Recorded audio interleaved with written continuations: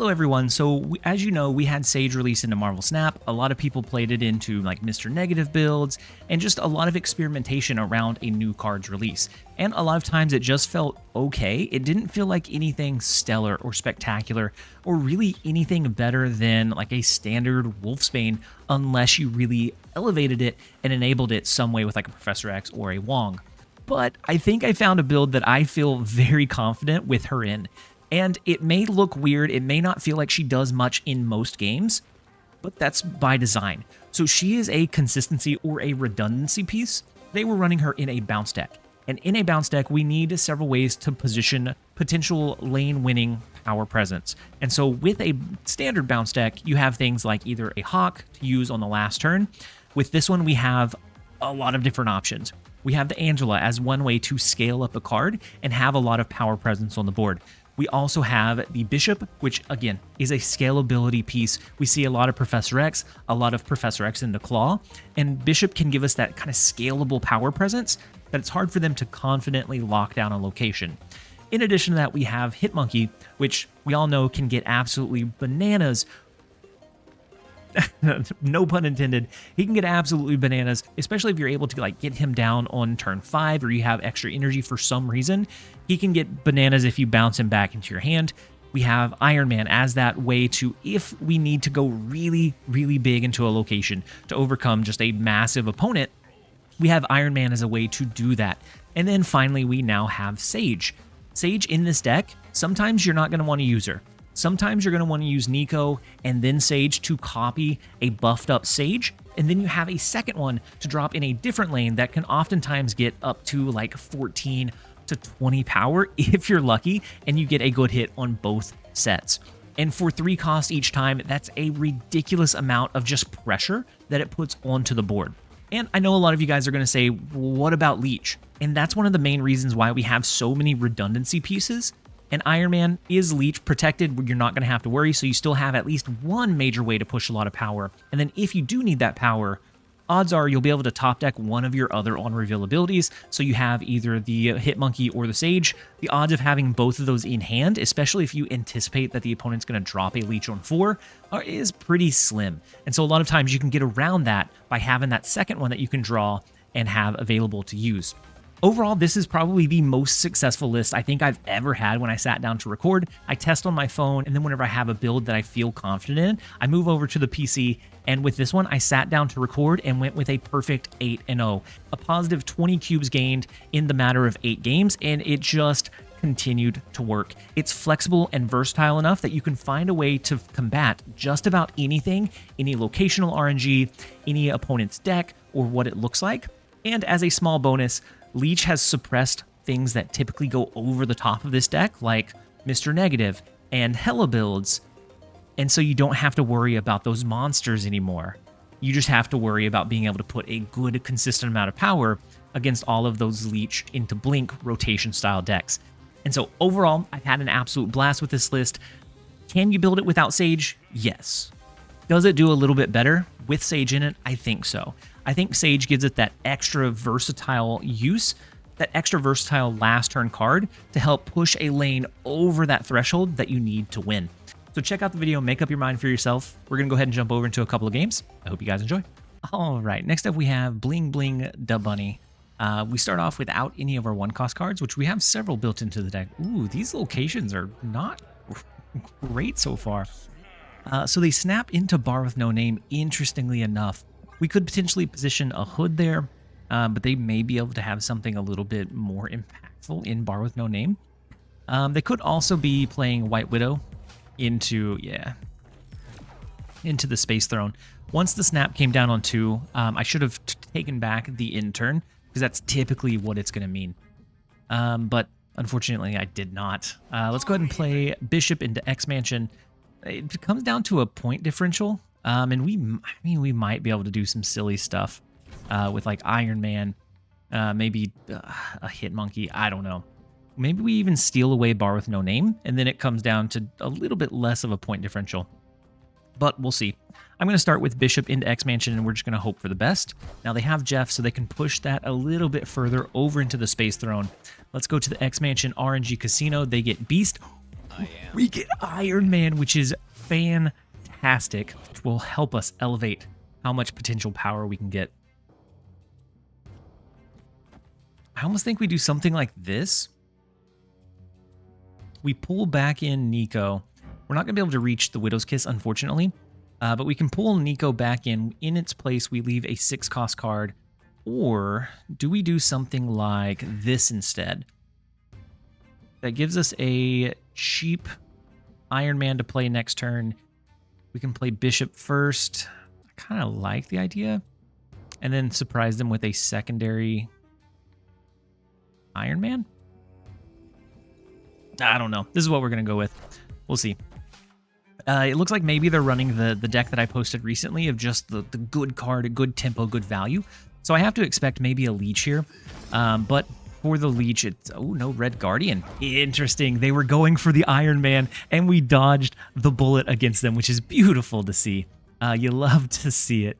After you play a card, your next card, double this card's power. So we could get 4 power that way, but I think we're going to focus on... Let's go ahead and get maybe this in place.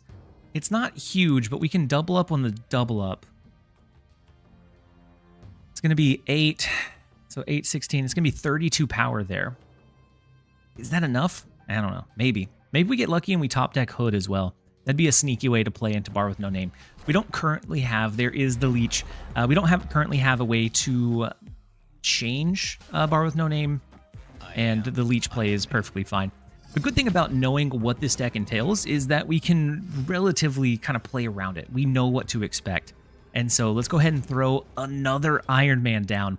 That's going to give us just a tiny bit more reach. It's not huge, but it might be enough to win that point differential. Right now, if they happen to sub in like Magneto, maybe we have initiative, so we don't have to worry about the Negasonic play. I think we can steal this awkward game away, unless they can change Bar with No Name. But my version of the deck list didn't run a lane change component, and so we may just be able to get lucky here. Throw down another Iron Man, and then we're going to go ahead and send it. They do play for the expansion. I'm guessing the Red Hulk is really all that they could throw down. The Red Hulk, as long as we win by 5, we are perfectly fine. We take it by 8, and just an awkward game, but we make the absolute most of it. Had we been able to get Hood, we could have stolen this one away, and it wouldn't have even mattered if we had the point differential. So we will take the 4 where we can. Let's go ahead and jump over into the next one. All right, next up we have Pixel Guy. We're going to hit him with the Spider-Man point, fist bump right back in return. We have Nico, so that could be an interesting like Sage play. We get a duplicate of the Sage, and I think they're going to play 4 Stark Towers, so it might potentially be that we skip next turn. I think they position several cards in Stark Tower, ideally, to get a decent buff on that initial Sage, and then we could go from there. Depending on what this card is, Mysterio, I don't really care to get a copy of Mysterio, so we are going to skip on turn 2, which is really unfortunate. We have a really low curve. We just got stacked with some really big cards. So Agent, or US Agent, or US Agent comes down. We're going to go ahead and play in the left lane. They could be running the Jean Grey Spectrum list. I think we're going to push for Stark Tower still. I think they maybe position 1 additional card there. Maybe. They do. And so it is 3, so it's only going to be a 4 power Sage. But I think that's okay. We get a copy of it, so we have that resource to lean back into a little bit later. Let's go, for now, let's go Bishop into Hood in Black Vortex. That's going to give us the positive of the Hood, and it's going to change the -3 from the Hood into something goodness. We get an Onslaught, which with an Iron Man, like a surprise Iron Man drop, it could be wild. So they're running White Widow with Beast to bounce those cards back in. We could always, ooh, I like it. We could always do this number, 4, 5, 6, 7. That's going to give us a bigger Sage, or it'll be 2 cost. And so then Iron Man in Black Vortex would be really tough to drop. Maybe we don't go Iron Man. Maybe we go Hitmonkey instead. Let's go with this. We're going to pull the Widow's Kiss back in. That's going to give us a free drop to use alongside Hitmonkey, and so it's going to be a little bit more beneficial. Ooh, and we do get the +3. I forgot about the White Hot Room entirely. I forgot why we were fighting for that location. We're going to be able to get a free play to trigger the Hitmonkey, and of course, we're going to cap out all of our locations because of things like Mysterio, Sage, Widow's Kiss. We have just so much that we can throw that it's going to be really hard for them to kind of fight for it. Right now with the Onslaught, they threw the second Widow's Kiss into the Black Vortex, which is so unfortunate. We picked up most of our cards here, so their Sage did not get as much value as they would have liked. Let's go ahead and play Bishop first, and he's below that USA agent limit, so as long as we are good there, we're okay. We can throw... Do we need the Hitmonkey? Or would we rather go with something like this? That pushes a lot into the left lane, a whole lot here. I kind of like it. Bishop gets pretty big. Our Sage is going to be pretty big as well. Let's go ahead and play her after the Widow's Kiss, though, just to make sure we get that extra +2 on it. And then we're going to lock it in. I'm not going to snap into it, but it feels decent. Mysterio coming down, and then it looks like probably a big 4-cost card in the right lane. With the Elsa, the Hitmonkey of their own. Their Hitmonkey is not going to match our play. We have the Iron Man in mid that's just going to go bananas with 44 power. We have the Widow's Kiss in the left lane. The Bishop bumping up ever so slightly. We have the Sage coming in at 16 power there. We absolutely wreck the 2 locations that we focus on. We give away the other one. We will gladly take the 2 cubes where we can. Let's go ahead and jump over into the next one. All right, next up we have Patrick Crump doing the sweat emoji. We're going to go ahead and throw Hood on the board on turn 1. We do have Falcon, so I think we do something like Angela. By then, hopefully, we have another 1-cost, and we can play 1-cost plus Falcon in that lane to pull them back up and start scaling Angela pretty early on. Angela being one of those cards that is one of our ways to push a lot of power into a lane. The other one being, we have several. We have Iron Man if we just really need to go really big into a location. We also have Bishop as another, Sage as a 3rd or 4th, and then Hitmonkey as that last one. And all of these can be useful depending on the variation that you find. So they're running Domino. I've seen Domino floating around. I don't know if the maths out correctly. I don't know if that's the case. I don't know if it helps you statistically draw those cards frequently enough to have that kind of just dud 2-3. But I also haven't done extensive experimentation with it either. But we could destroy this next card and draw several resources. But I think we're going to go Demon and then Falcon. Pull these cards back in. They did snap on us. Maybe we don't want a lot of these cards into our hand later in the game. But maybe we want to try to angle a lot of the resources out earlier, just in case Mindscape does stay. No, they storm the Mindscape location, which is perfectly fine with us. We have the Angela coming down. We don't need it for the entirety of the game. Just a little bit of small ramp is perfectly fine. I assume that they have, I don't know what kind of Domino Storm deck they're running. Storm is not one I typically see in it. I kind of want to do a Nico. I find it kind of fun. At the same time, do we need to? I think we can just win with Bishop there, right? I don't know. We're going to go ahead and change it just for the sake of changing it. In another location, we can always throw like our Hitmonkey, potentially position an Iron Man. The demons are huge in Panopticon. I hope I said that correctly. I get roasted for pronunciations all the time. Demons are huge over here. They become 8 power, which are just massive for 1-cost cards. They do have the leech, and so that may be why they snapped into us. They have the blink, which they're going to try to blink rotate the leech into something better. Our Hitmonkey is no longer in play, but I don't know if we need it to be. We have Mysterio, which can come down as a 4 here and a 2-power card in Panopticon. Plus the Iron Man, plus the 8-power Demon gives us a lot of just easy reach onto the board. And we could always potentially draw into like Sage. Anything that we draw next turn, we could use in tandem with these 2 cards already. So no matter what we draw, a Sage would be beautiful. Claw is interesting. They didn't go with the flip.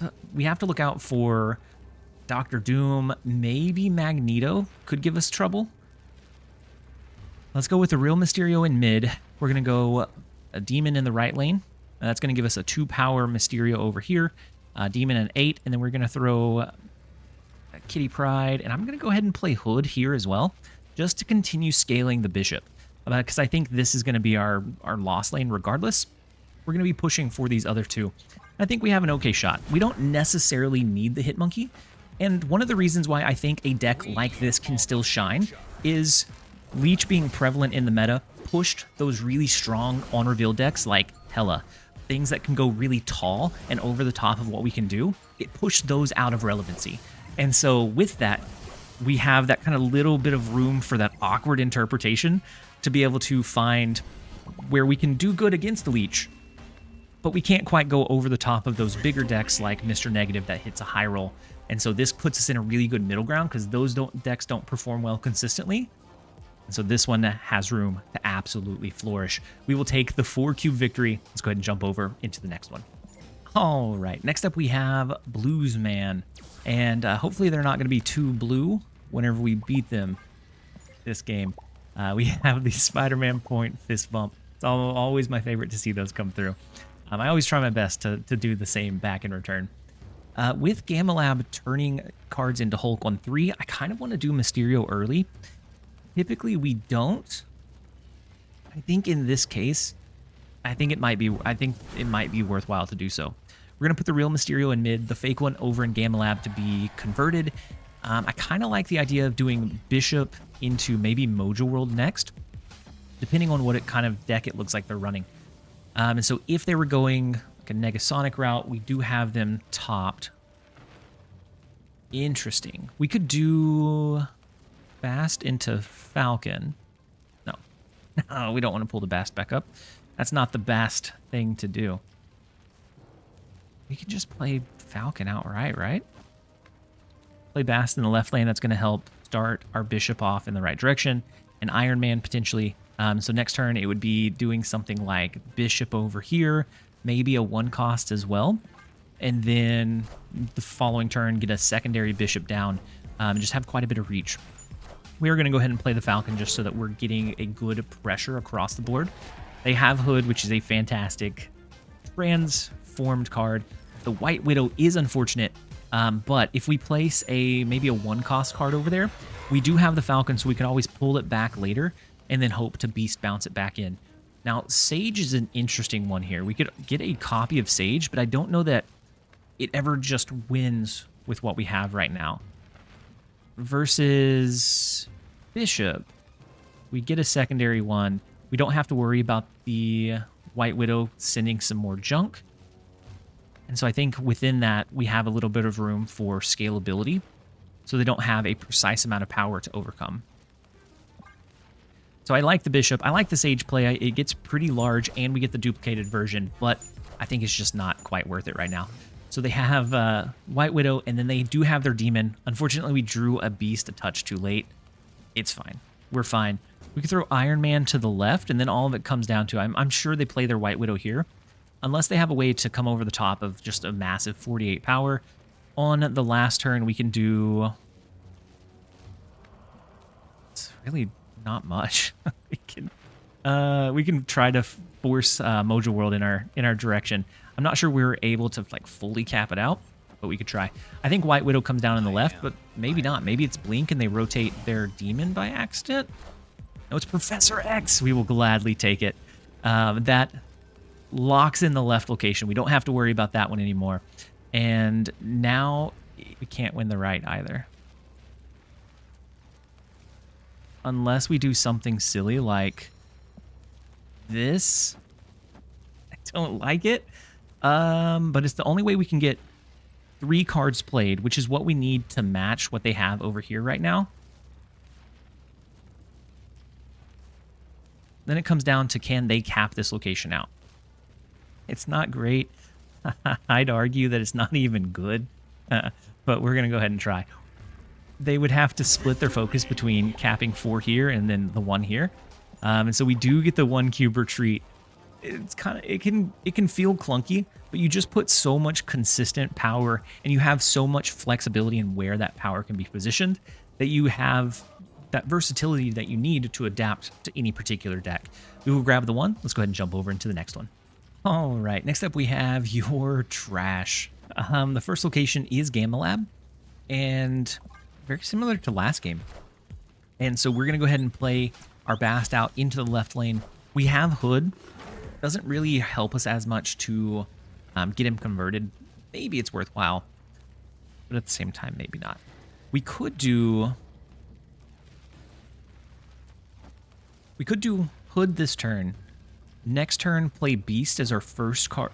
Not Beast. Demon as our first card in Krakoa, alongside the Mysterio to get 3 converted in the left lane. They would have to run Shang-Chi. A lot of decks have opted to not run Shang-Chi anymore.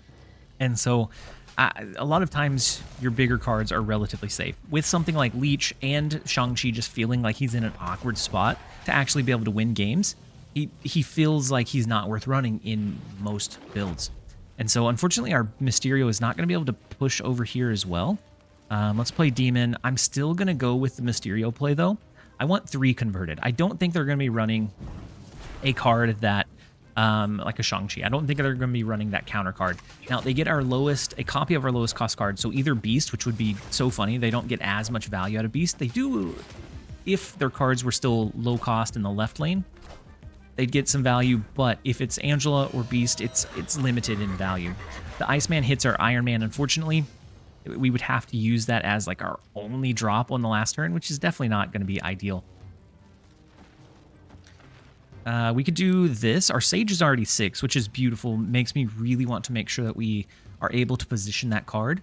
Maybe on turn 5, along with a 1-cost Mysterio and a free Demon, and then a 1-cost Angela. So it's going to allow us a cheap, kind of flexible turn 5 play. We can see if they're going to run the Shang-Chi or not. Maybe they were afraid of a weird Leech play. This deck definitely doesn't want to run Leech. So I was running my mouth, but they definitely had a Shang-Chi teched in, so that left lane is now theirs, which is kind of unfortunate. Ooh, the Nico is interesting, right? We can do Angela, Nico, Sage. Let's save the Demon.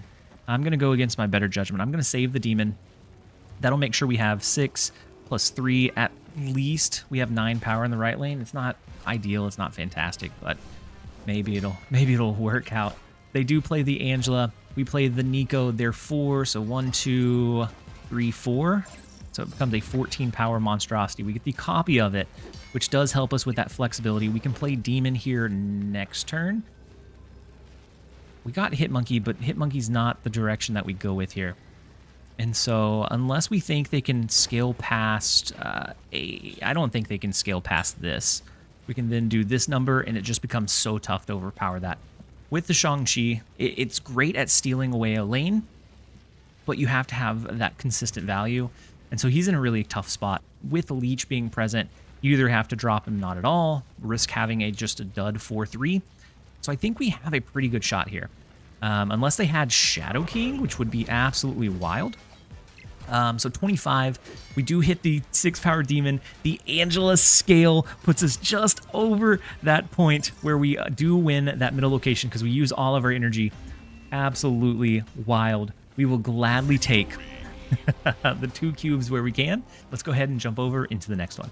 All right, next up we have Darth Tater. The first location is Wakanda, so that's going to be fantastic for playing our cards early. They have Nebula, so they could be playing the deck that I featured recently. Several decks are using Nebula. That one has become very, very popular because it is very tough to play against, especially if you are not ready for it. I'm going to go ahead and play Angela out now.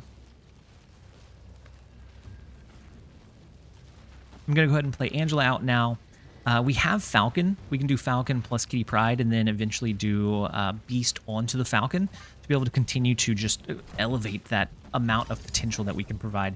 Now they go Armor, so it could be the Jean Grey deck now. With Armor, it looks a little bit more in line with that.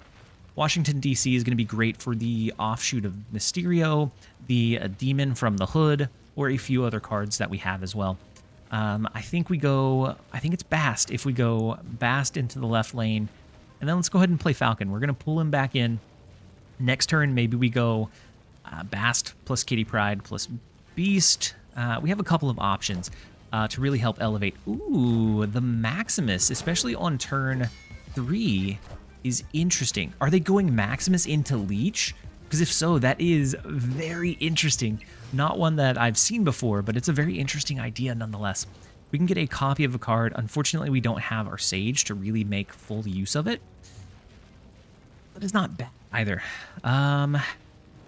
Maybe we go Hood, Beast, Hood, Beast, and then Nico. 4, 5, 6, 7. We wouldn't draw anything this way. Ooh, actually, we wouldn't even pick up the Hood, would we? Okay. So maybe we go Hood, Kitty Pryde, Bast,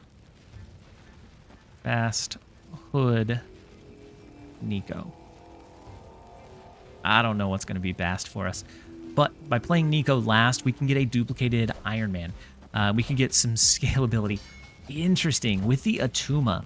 And so it looks like an old school just raw value build. And so they could be going with something like I think it's Scar, which gets reduced the more 10 power cards you have on the board. But we'll see. Very interesting nonetheless. So the next card we play, we get copied. Could be Iron Man. Could be Demon. Kind of like the cheap flexibility of a duplicate Demon. But at the same time, a secondary Iron Man is so potent. We could go Iron Man in the left lane to really elevate that one, and then a Demon in the right lane on turn 6. Maybe it's that simple. It might really be that simple. Because Iron Man left is just so much raw value, right? Yeah, that's so unfortunately fortunate, I guess. So the Professor X in the right lane, they could do like a claw and get power there. But does that win it for him? I don't think it does. Jeff isn't enough to do it. I think it's just unfortunate with the Professor X play. We're going to throw Iron Man to the left still. We're going to play Demon in mid, so if they go Claw, we outscale a Claw here.